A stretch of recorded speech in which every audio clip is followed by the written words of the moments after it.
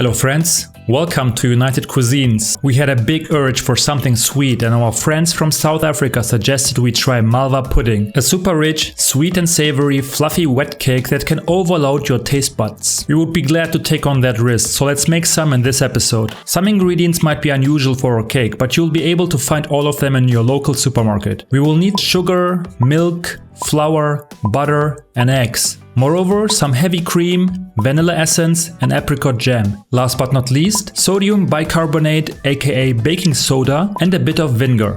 Let's start by uniting a tablespoon of warm butter, 150 grams of sugar and 2 fresh eggs in a big enough bowl to a homogeneous golden batter. Follow up with the apricot jam, vinegar and milk and give it a good mix. Vinegar is rather unusual for a cake, however it will help to give our Malva pudding a soft and spongy texture. Due to vinegar being an acid, it reacts when combined with baking soda and acts as a raising agent. So let's hold a sieve over the bowl and put in the flour as well as baking soda in and gradually sift and mix it into the batter.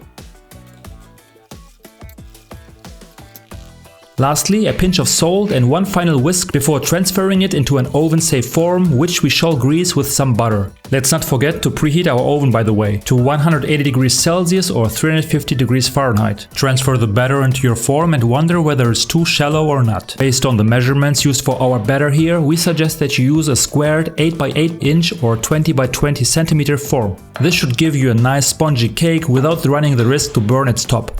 Unfortunately, we didn't look ahead and had to eventually choose between a form that was too big and one that was too small. Make sure to jiggle and evenly distribute the batter before transferring into the preheated oven and baking for 30 to 40 minutes. While the cake is baking, we want to prepare the delicious sauce that transforms this cake dish into a Malva pudding. Over medium heat, pour in 80 ml of water into your saucepan and bring it to a boil. Add the butter as well as the remaining sugar and stir till the butter is almost fully melted and sugar dissolved. Lastly, pour in the cream and 1 or 2 teaspoons of vanilla essence, depending on how much of a vanilla fan you are. Stir constantly and don't scorch the sauce. Bring it to a slight boil, take it off the heat and keep it covered with a lid while the cake finishes baking.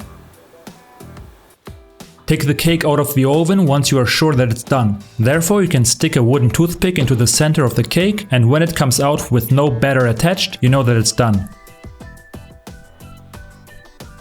Grab the warm sauce, give it a good stir and pour it over the hot cake.